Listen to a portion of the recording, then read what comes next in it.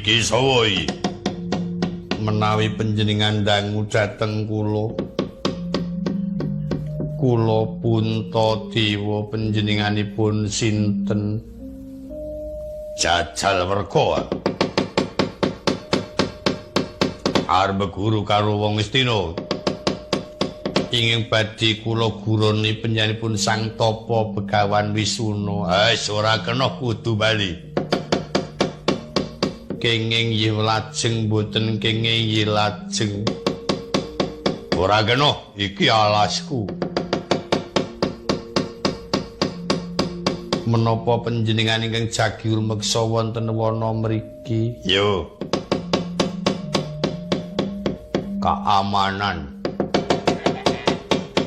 Menapa sampun dangu anggenipun lenggah wonten wana mriki? Ayo wis. Lajeng panjenengan nilar papan kraos wonten mriki. Aku kena ndi-ndi kerasa nang ngerana sing biayani. Sumangga ampun kesupen like, komen, saha subscribe kangge ndukung siaran budaya lajeng menika kalian dados garwa langkung lestari. kesupen. Aku ora ndek bojo kok. Ya ampun ngaten menika wong wis kagungan kok dadi ora kagungan. Genah garwane wae 3. Kok ngendikane ora kagungan arak mesakake engko yen sing dianggep dudu garwane dijaluk wong ora oleh. Yen panjenengan sampun trima mboten kagungan garwa ya tekad-tekadan. Kakang Mbok Jembawati tak peke. Wis aja. Edan apa? Apa kowe ngerti karo aku panjenengan badhe sifat sewu kula mboten pangling. Koko Prabu Bathara Kresna. Aduh, Yai panjenengan prisa kaliyan kula iki.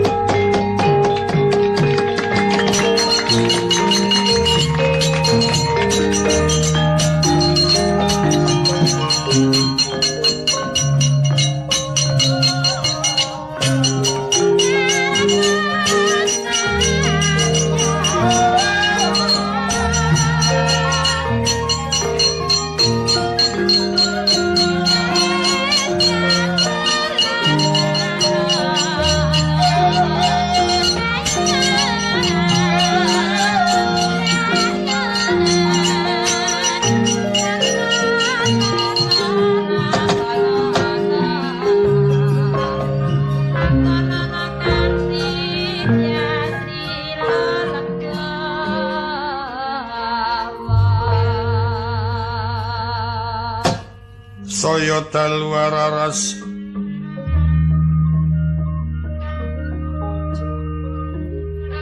Apyor sorot lintang kumedhap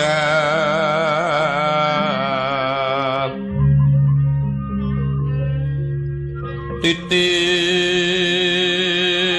sunyo madya latri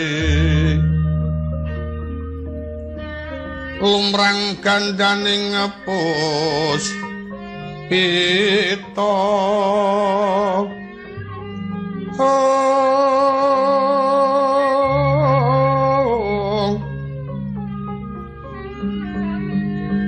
karnaning pudyanira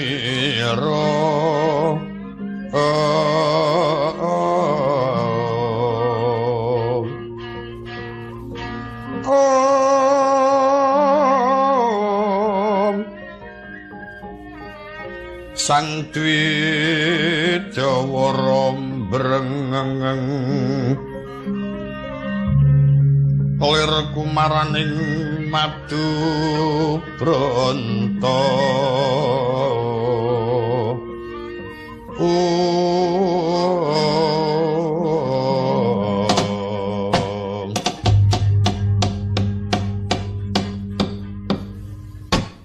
Yayi sampun prisa kaliyan kula. Inggih Koko Prabu. Menapa sababipun Koko Prabu lajeng kepareng mekaten ing dados kersanipun? Kula ngeman dhumateng para kadang. Yen ngantos menika mangke manjing wonten salebeting wewengkon negari Ngastina, beguru kaliyan Resi Wisuna. Saged kelampan Yai Prabu sakadang badhe lumebet wonten ing jurang kasangsaran. Saking engetipun ngraka langkung prayogi Yai Prabu sakadang kedah kundur kemawon.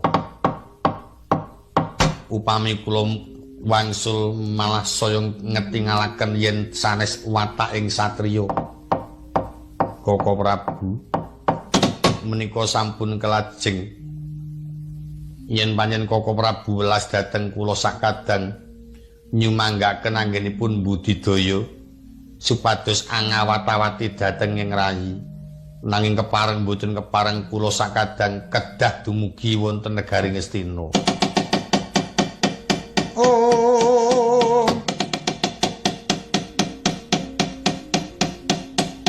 Mangeling ana Sang Wisnu Bathara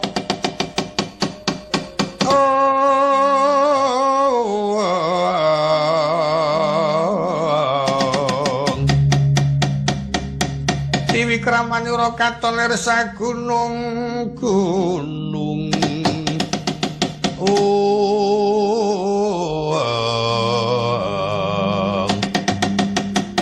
lir sagunung mangsa bumi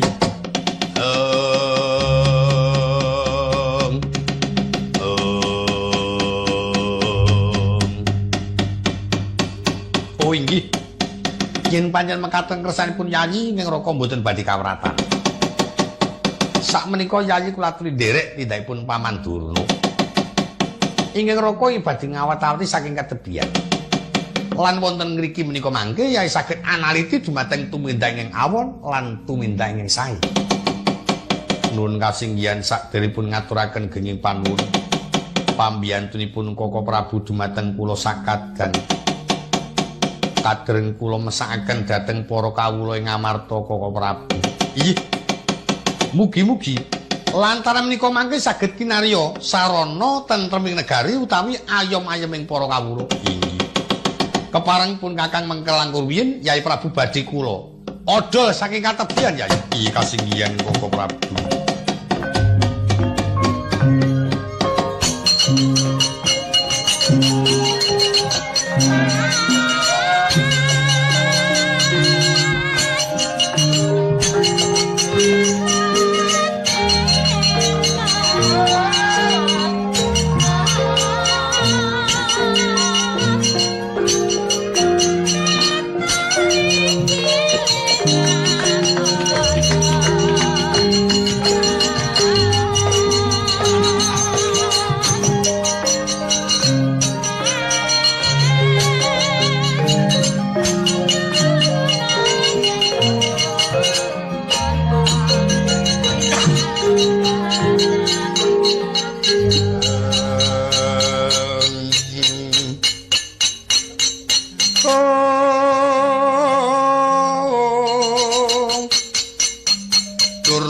Panalingan ira lumajaring latri tinandari Sang Asta Jumena kapisanan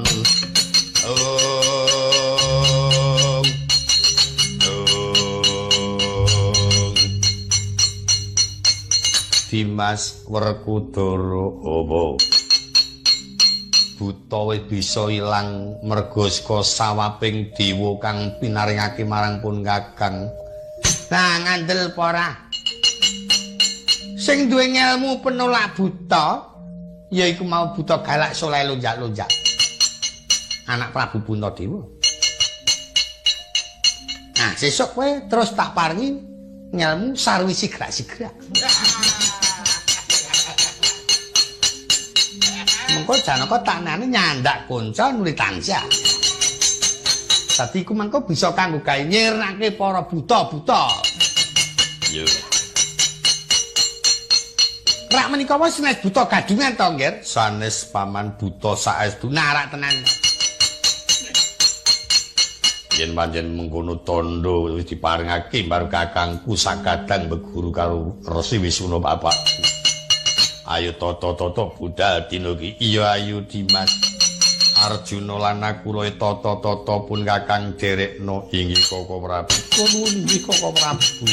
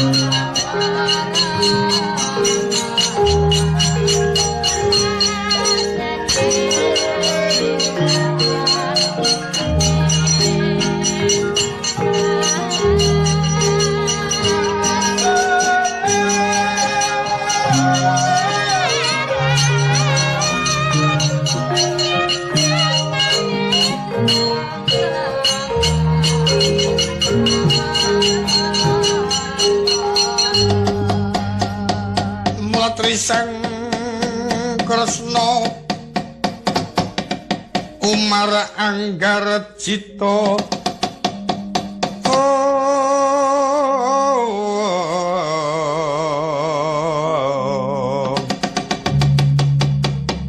Beja mawancana Bima kang mawa pakon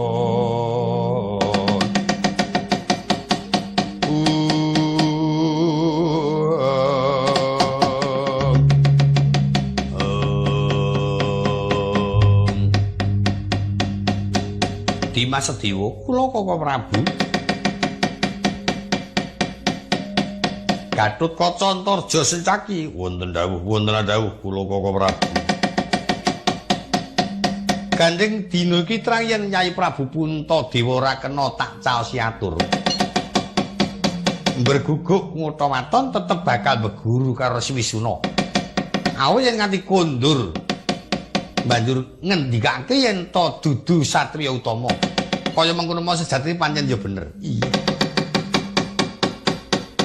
pun kakang kang rada keronden laku mula prayoga ayu padha ditututi ado dicrak-crak didoi kabeh para putra-putra tak parengake njaga ana sak kiwa-tengening negara Ngastina sendika Dimas kula Koko Prabu aja ado-ado marang pun kakang diawasi sangka kadewan.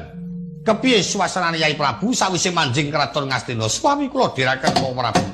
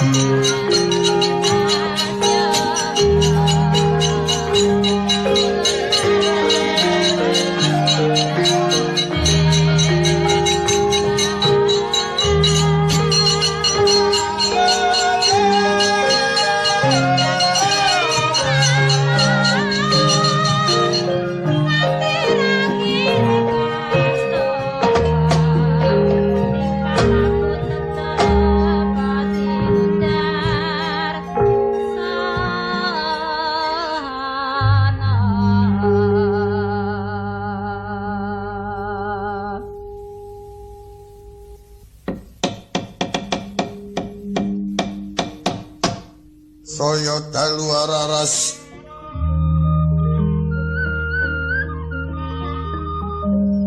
Apyor sorot lintang kumedhap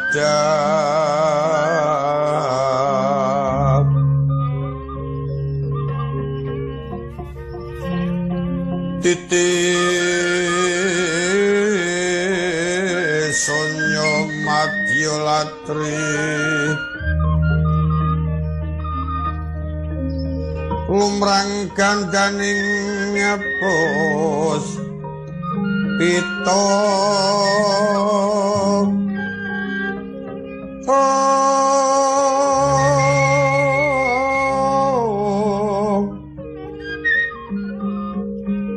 karnaning putyanira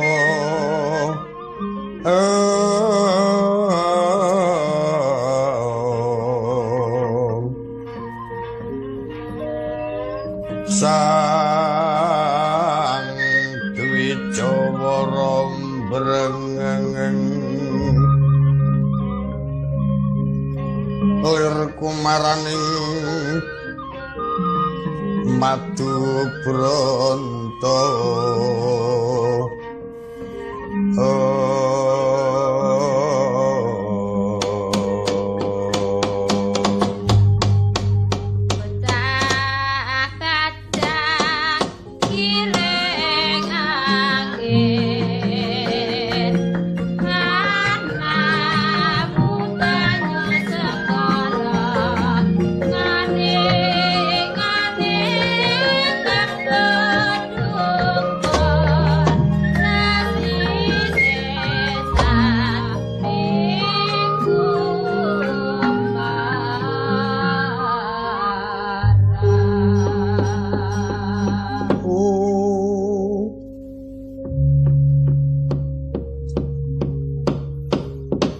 Pantun nggih lumaksana ingkang Sinunata Ndrawati kadheraken ingkang rayi Raden Sedhiwa tuni sedaya para putra-putra sumedya manjing ing wewengkon kraton Ngastina estring manah sumedya uninga sedyanira Sang Wiku Resi Wisuna ing irka semana sumedya ngancam siraning para kadang Pandhawa minggahe ngarga tumurun ing jurang curi datang ngitung pringga beming margi kanca kecentrali beburutan datan ginayurasa kadreng jrinala daya bisa uninga marang kersanira Sang Mahayogi lan eti manah angruwat laku ning kadurjanan mapan wong agung Ndrawati setunggaling narendra panungsmani Sang Wisnu gedhe pangaribawani dasar agung katresnan marang para kadang Pandhawa rikala semana den rencangi Jegadar kaliyan Indra murih para kadang tebih ing sambikala pinaringana pengayuman marang Jawata kang hakarya jagat sangka getring wardaya sangka mantring panuwun nganti nimbulaken pangaribawa ing kathah para Jawata samyala yen to kayangan katempuh ing gara-gara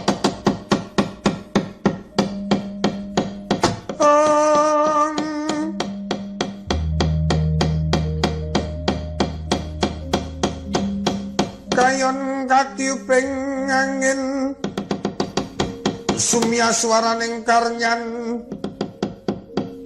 samirana awar kulawan riris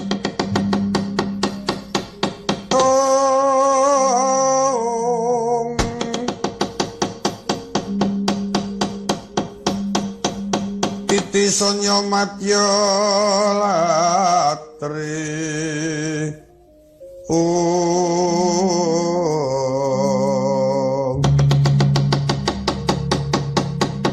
raras rumedenging akasa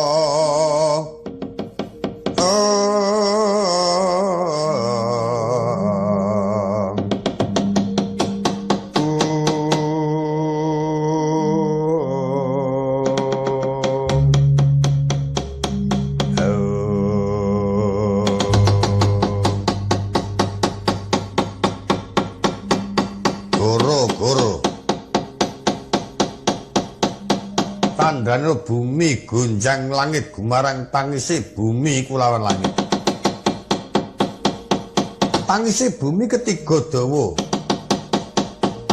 Lindu sedina ambal kaping 7.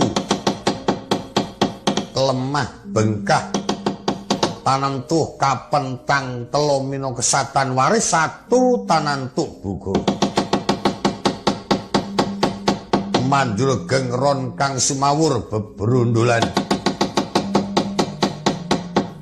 Tangising langit tanpa sangkan banjir bandang udan barat salamungsa.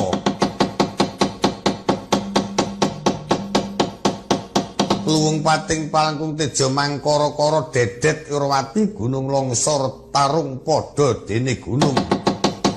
Lemah bengkah mandul geng blasah pindha babatan pacing.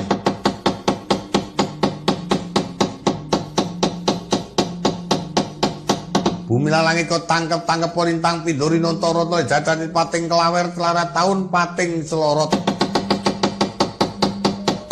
Swaraning kawah katon maluduk tirta kangge nebur kebur kinucak-kucak gambira laya.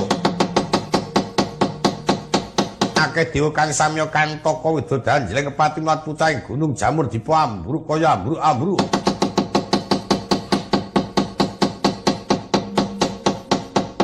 Lawan slemanang kepo bujat-bujato. Akeh dewa kantaka widodari jleng kepati saka gedining goro-goro. Duri kala semana sang prawedi ngasta pusaka supumane asta gina kang isi banyu panguripan. Katetesaken sirep padha sanalika sirping gara-gara. Ana swara pindha gundala sasra gundala gelap sasra 1000 kaya gelap 1000 muni bareng. Kaya belah-belahno bumi swarane gara-gara. Kumandange ngakasa sirep soroting Iwang Cakramala kawontenan peteng dedet laliweran. Yaya ngurmati mijiling perpat Panakawan kang samya gegojigan wonten Ngara Ramba.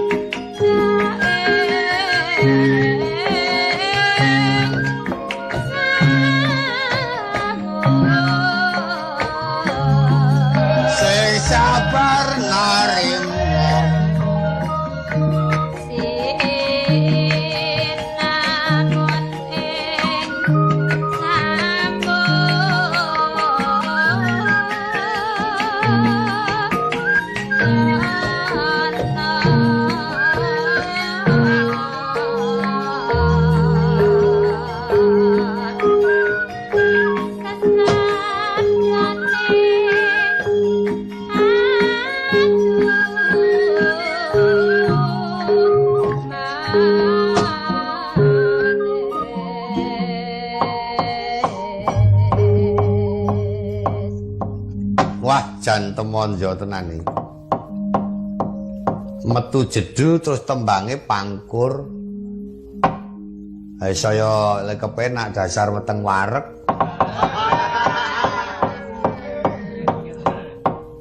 Entas ngombe wedang sing enak, udut entas bebas, tur iso ndelekke wungkusan. San. Penak banget rasane. Ning pancen wong bejo ki ora kaya wong kok. Nek wong kere agi bejo ngono ki nyandungcrimpet ketoke kaya suket godhong ngewangi goleke sandang pangan. Dilalae ngono sak omong-omonge ngono ki ya digugu. Tur barang elek ya tanggep apik ngono ya terus diarepi dilempit terus go mlebu ngomah. Jarik rego 4.000 tak dol kan tekan 7.000 ya do meneng wae. Nek dong ora bejo awake wis ikut kebacut dinet-netke. Dijajali sapa-sapa dinyang we ora cilaka. Mula aku ngantuk iki laku. Laku gampang. Ing yo Semarang ya kabejan ngono kuwi ya kudune ya. Digawani karo pikir sing jujur sing temen ngono dadi. Upama mutangke ngono kuwi ya kudu sing sabar. Kena nagih nek kudu ngilingke. Dereng takem jarik wingi iki kok nggih ngono. Ketoke iki takon nek jane nagih ngono lho. Nek wong mutangke terus teko-teko yo besengut sing wingi kae ngono ayo genah nek ora entuk. Kaya aku ya janjane rumangsa mutangke jarik 3. Karo sing ngegong. Nek sesuk ora uru laku nyile laku njukoke mboko titik kudune. Ayo kepenake yen wong kene jan wah wis ora kaya wong. Nek jeng rekoso wis kangelang isih damuk-amuk karo pengarepe. Ayo karang wong rekoso. Sak tiba malange dadi luput. Nek sing kepenak girong ra bener ya. Digemateni karang ya. Ya karang ya ben. Kang Gareng kok ya ora teko-teko ngono aku anggar cok Mudarasa Ijen ngono ya kelingan sedulur ya. Lah ngarep-arep ket mau kok ya ora teko-teko gek. Mongko takon metuk waranggana ya.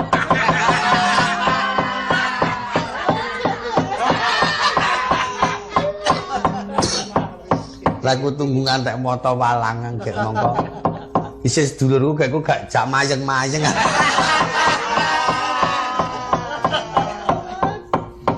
Aku sing ora patek lega ralila.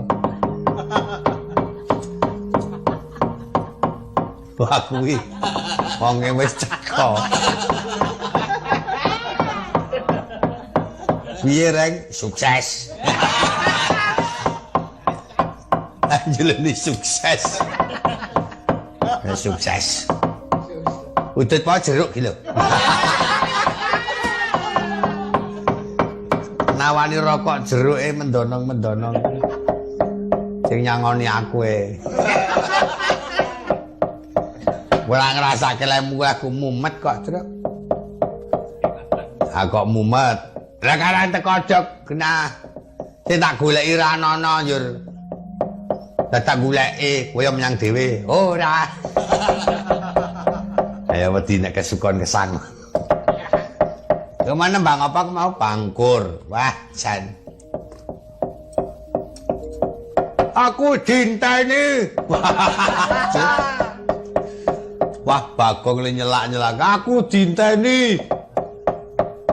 Lah aku mlayu ngantek kesu-su. Wah, wis tak kira nek le menyang ki sore bulane kudu awan. Tuano aku agek ngeneng-nengi anakku sing ndase mencorot. Oh. Anakmu sing belang. Heeh, kae sesuk iso nganu kok. Iso dadi penggede kok sesuk kae. Ana wayune. Tak sawang-sawang kok meleng-meleng. Wong mergane iki biyen-biyen iki bocah iki lara kok ya tanggep wayu.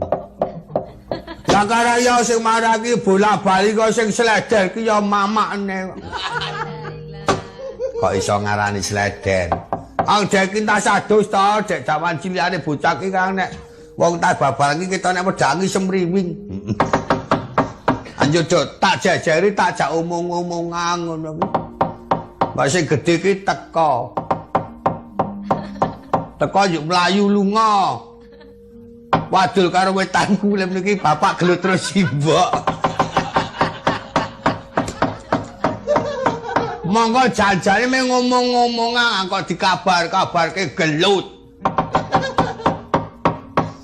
Tak tinggal nemoni wong-wong mboten nek gelut aku muni ngono ki malah lemni ndolani adine malah sentire diwutake.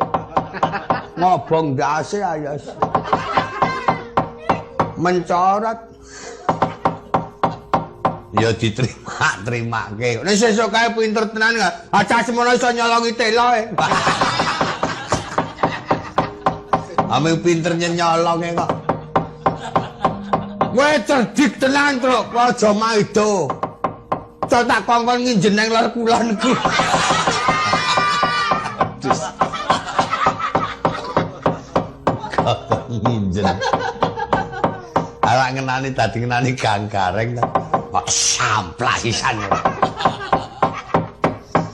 Wong bocah kok andang dikongkon nginjen kuwi nek konangan dipentung malah. Pentung ya urung kanggo wong isih cilik darani tuyul lucul. Ayo saiki padha seneng-seneng kowe karo aku mumpung ketemu nembang joget sing apik.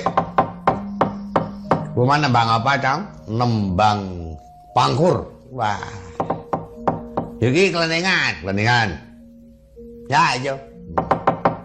Wah, Kang Gareng kelenengan pinter tenan. Wis saiki kowe gendeng, aku sing ngendang, kowe mengko sing bawa gendinge, Yur Bagong sing ngegong. Wah, jan sing jenenge pegawean ngegong kuwi aku kuwi jan-jane ketoke kangelan mah ora ketengen. Mongko kurang bejane nek kleru di amuk-amuk rombongane. Aku ngendang wae apa piye? Sing ngendang kowe yuk sing ngegong men Gareng. Aku nang ngendang keplakane iki ora iso cetha. Padune ra iso. Gareng mongko ngendang ya ana sirikane nek gending loro-loro. Meti rusak. Ketoke nek ngendang trajange ra jamak-jamak nek gending loro-loro meti ngambruk. Jan aku sirikane kuwi. Nek liyane loro-loro bangsane kutut manggung apa rujak jeruk apa gending apa tak kendangane mesti. Ora ana Petruk kae ngendang wis trajan. Nah iya kok. Ning nggon sing gending siji kuwi karo leku pilek iki leku.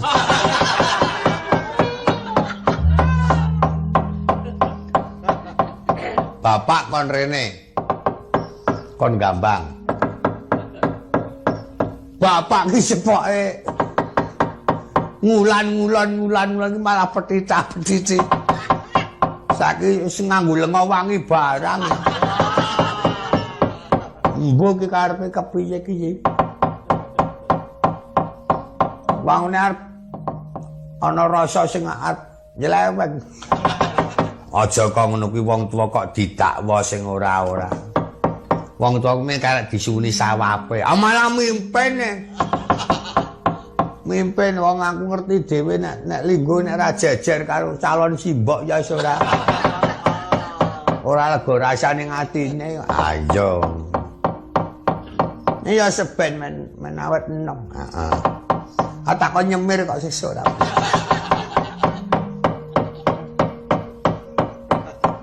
Kon tuku untu ben. Nah yo kan wis pratal mbok ya ben kok wong tuwa kok. Ya wis moal awitene wong seragam karo mantune. Seragam wis seragam le ompong. Kowe iki sing ora. Ayo ngending sing apik. Pelok apa slendro, Tong? Ayo slendro ya kena pelok ya. Narep luwes pelok ya. Pelok bem apa pelok barang tak njaluk gending sinom parijata murih kepenake pelok bem aku ya matur nuwun pelok barang ya matur nuwun ngendi sing apik. Diwilki rangkep gek dikeploki digirongi sing turut. Nah wis apik.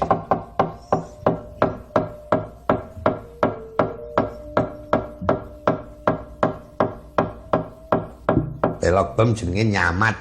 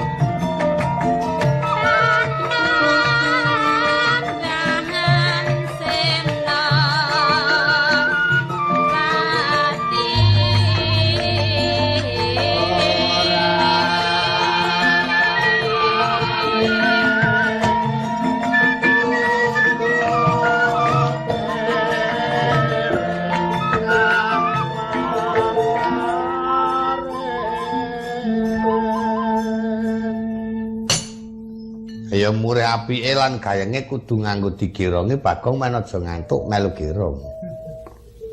Mas sing nggon ora ngaring mau. Kowe mau piye, Gong? Nek cara kowe? Ora ngaring kudu eling mring sing peparing.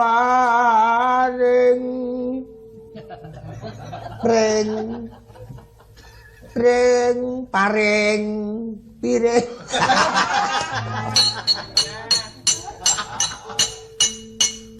ora ngaring kudu eling sing peparing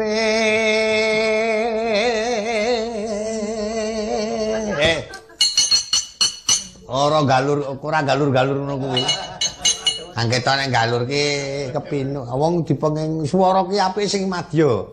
Ora ngaring kudu eling sing peparing.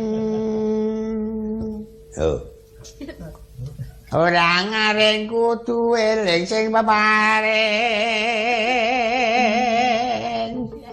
Ora dawa-dawa. Wah.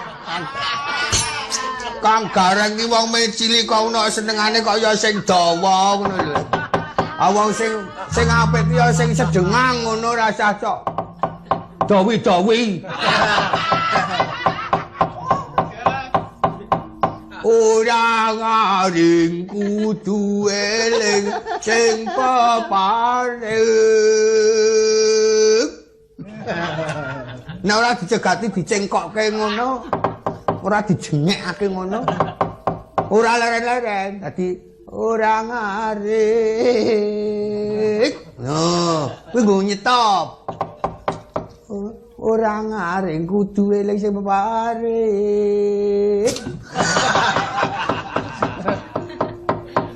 No, ora.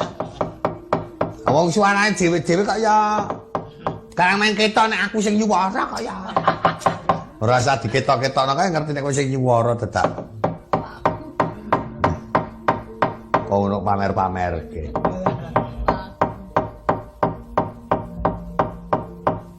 Kapati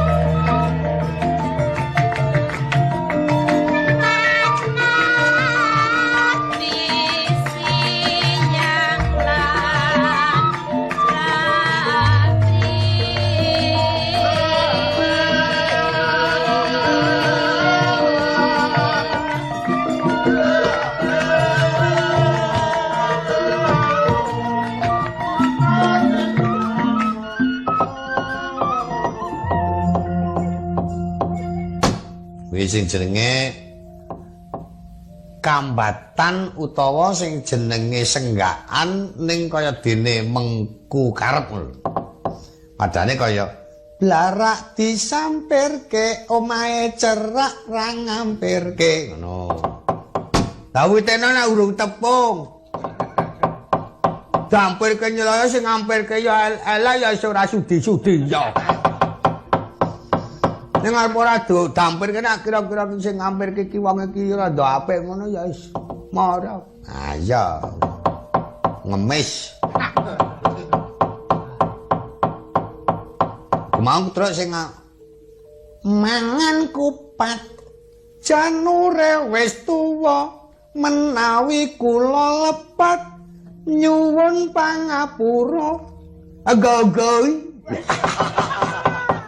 lebih gogoi ngantek mendono agogoi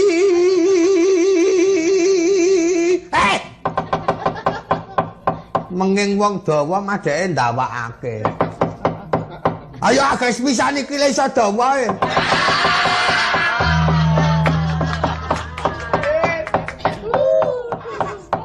kowe iki nek dirungokke swaramu ki janjane elek e, Gong. Ketok sepele nek dirungokke darani saru. Anggere ora panjen wong-wongane do muni ngono kuwi mesti iso dijerok-jerokke kok. Wong urusan swara kok yo dadi masing-masing. Masing-masing ki apa ora. Kene geguyan ki urusan swara yo do dijerok-jerokke panjen. Malah sing pacinan kuwi apa Semarang.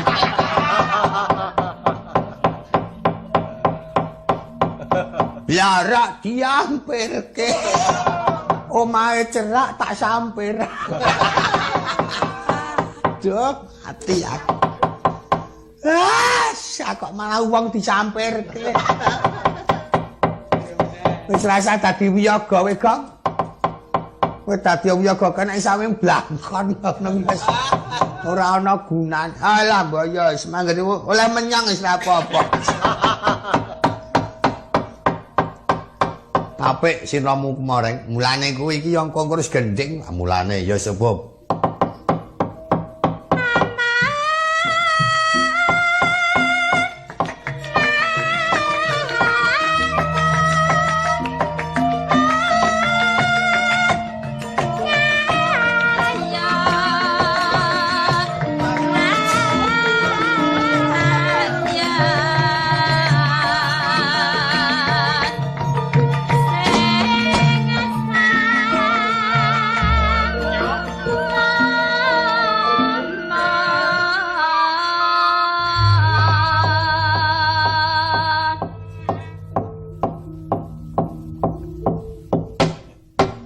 iki ya iso apik ngono kuwi aku senenge cok ngono kuwi tegese iki manut karo pituture wong.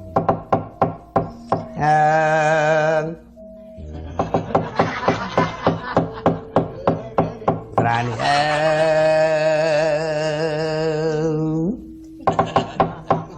wis gak genten kowe to? Ya.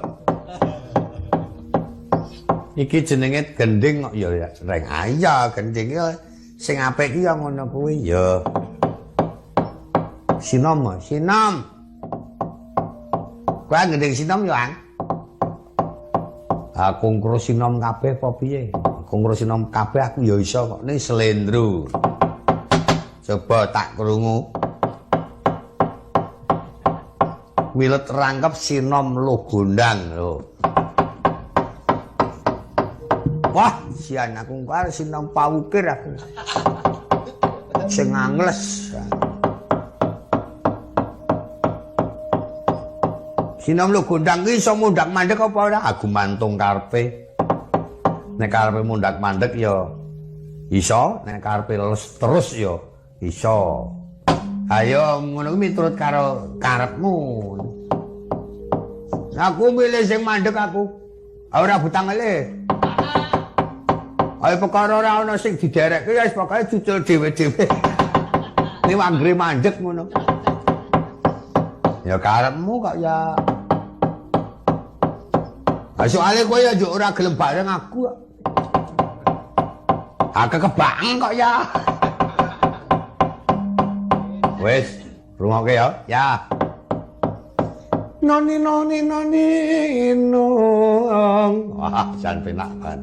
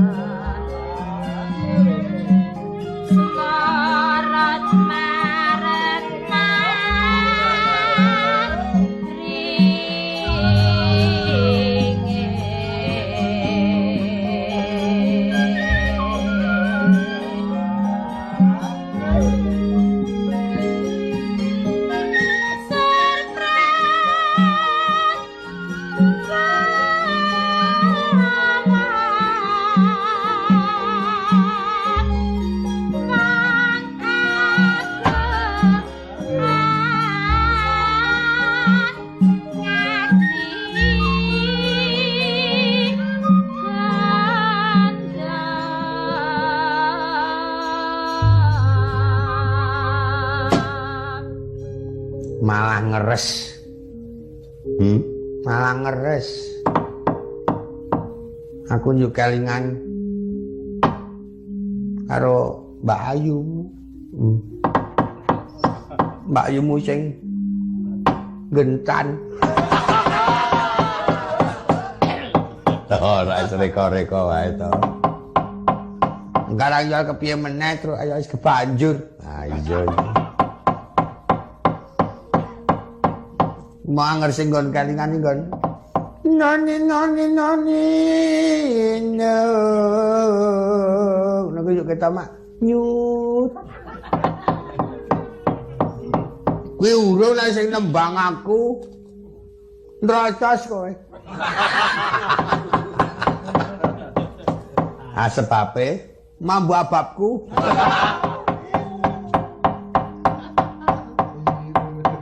Wis ora. Oh, ana ming kena ababe. Wis lah aku ngemut krikele. Oh ya iso sinom lo gondang. Lho kepiye ta mbiyen aku laire dihormati lo gondang kok. Benjang lamun palastra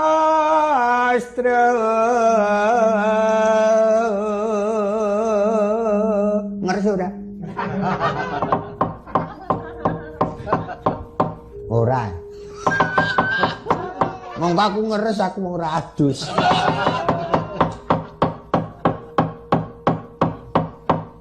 Wong arep mutar kok. Omong-omong benjang lamun palastra. Jodoh kirim kembang tempe. Wong tiba wulu ya Kowe ki ora iso nembang sinom kok nembang sinom. Gong Bagong. Wis gak genten kowe sing nembang, jare sinom pawukir. Ora sida. Ku ndak masaya ternyuh kowe. Sinom pawukir ki nggon tembange wong nangis kok. Marak ngono. Ayo kowe ya gending pelok apa slendro? Pelok ya pelok, kowe mau pelok bem to. Aku pelok barang aku. Ya wis, wah. Ngladeni wong siji ki sangel rajan. Wis kek gending. Sing apik. Wong aku wis sinom Parijata, Petruk sinom Logondang, aku arep gending apa tak lilani iki wis nang pelok barang. Rungokke ya. Utut manggung. Waduh, Bagong kok utut manggung nek ora pancen nggo ngulur wektu ra ora. Sore-sore ya bapak utut manggung jaluk ngombe. Kodho meneng wae. Ora bener ngono kok. Gamelan iki gelem muni bareng rak nek suarane sing bawane iki bener ora bener ya dadi nengke wae engko tuanati Bagong mak kecadus. Sore-sore ya la bapak kutut manggung jaluk ngombe. Lho. Alarm muni ya apa ki kok? Anglemu nyuwara ki ora laras. No no no no na no na no na no na no na no na no. Oh, mesti muni bareng. Sore sore. Wis mesti muni. Apik engko. Utut manggung jaluk ngombe. Ora. Angkarang mlorot ek mau iki. Iki mau kemlorot. Heeh. Wah. Bisa keplorot ya.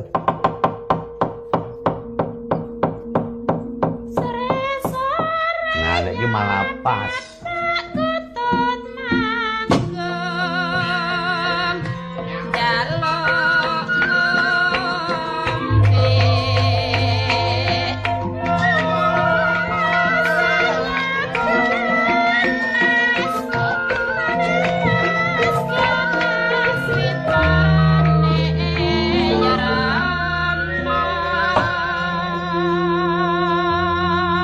Ya piye ngono wae, Gong. Kandheng kowe iki nyuwara dhewe ra iso. Saking kowe iki yo anane iki mung njaluk. Anggelmu njaluk ki dinehi, engko ora terus gendinge turut. Ning kowe rasa melu nyuwara, nyuwara mesti elek. Ane nek wong kok kon bendina njaluk, wae ora yo jane yo gengsi. Ayo. Ya semelah tak rewangane dremis. Dinae syukur ra dinae ditutake kok. Aku njur ngoyak ora.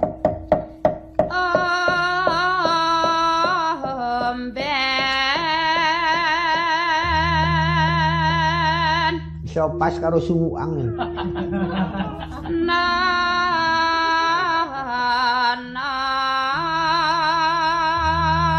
Apa wis ukuran kok ya kok iso suara kok ukuran ora.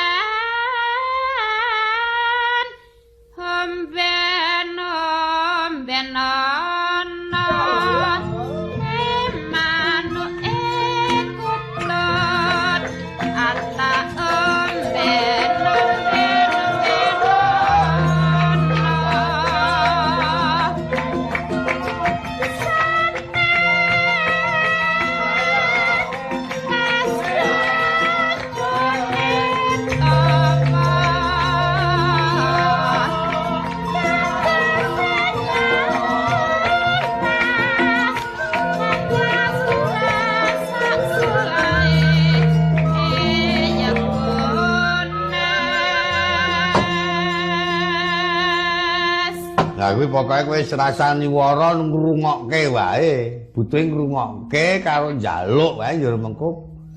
Nek wis rampung mengkarek terus pemberesan ngono. Kuwi kepenak. Kowe. Wah, jan. Seneng aku iki nek entuk njaluk terus ngene iki. Ha nek karo suarane kono iso kloke. Angger bisa lepas. Nek karo nggonku kok lobok.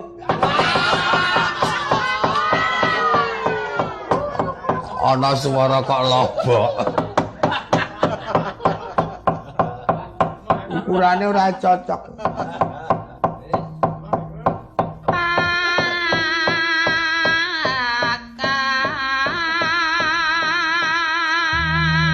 Ngandel ora iso pas to.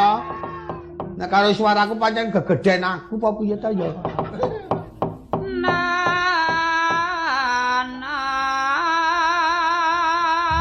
Lho, ya ta. Mongko rumangsaku ki aku ketok semene iki jane cilik. Apane suaraku ki?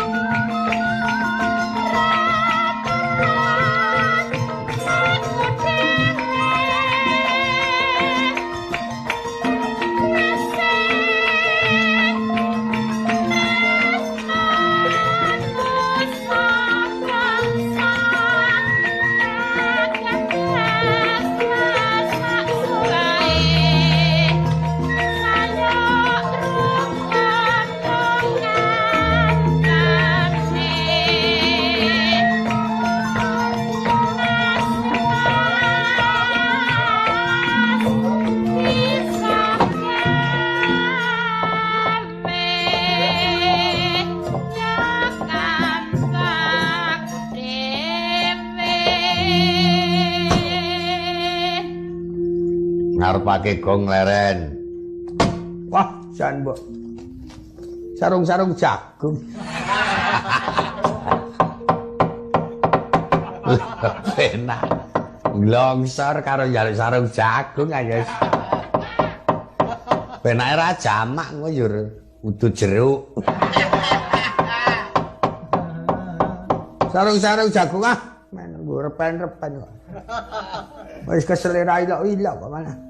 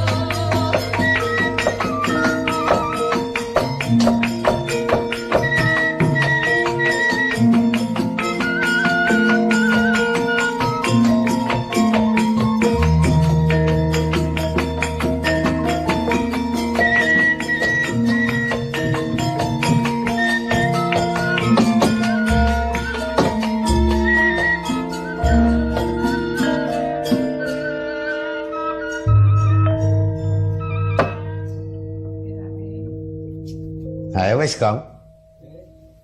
Gong. Nah, malah turu. Wis. Ayo lamun anu rene mau gunane ngapa ya ning turu.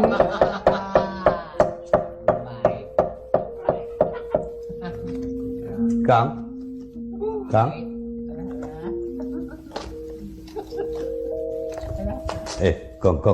Gong. Goleki Rus. Ngapusi. Namane goleki sing wedok cuma geragap. Wah, Jan Petruk wis. Tak kira ku nek temenanang e. Wana kene wis mak geragap. Wis entek sarunge mau. Ayo wis kaya piye nembang mau? Kleru ora? Ayo mbuh. Aku sing njaluk kowe kaya mau piye mau? Piye, Truk? Mbuh. Sarung jagung ngono. Rasane kabutan weteng. Tresna tare wangi korban nyawa. Jiwa raga mlaku golek mlaku adoh ora ngresula. Mlaku adoh ora ngresula. Watone sesandingan. Agawe.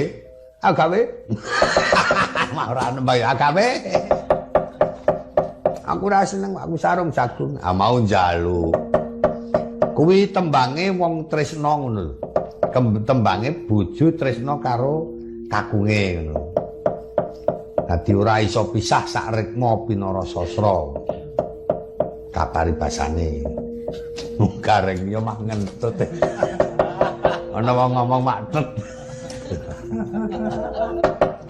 Ket mau dilalah. Bagi censa umuman ra tau. Mama itu. Kene iki omong-omong tenan mak tet.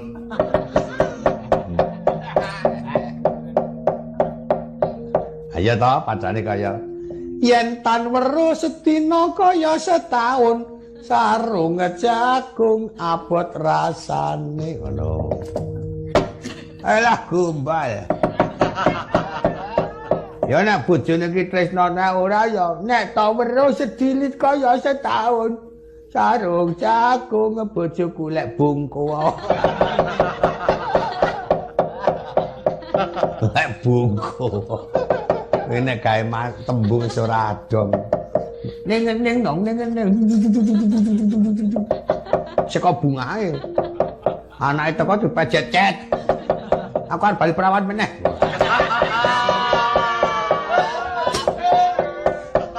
Karekane bakon.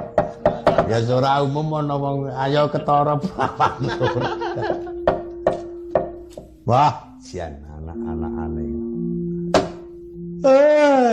Angger muni padha ubrek ora leren-leren. Wih, nang ndi Semarang nggo tas to. Kowe padha ngerti leren padha temandang geguyon, Lemu temandang geguyon iku ora gawe tantreming atiku ning malah gawe mangkelku tak kandhani. Ayo tole kae bendaramu Abimanyu wis rawuh. Padha diseba. Arep ana ngendika apa kowe do ngrungokke ayo padha tata-tata. Nggih, Pak. Sing apik, sing runtut Leda Sowan.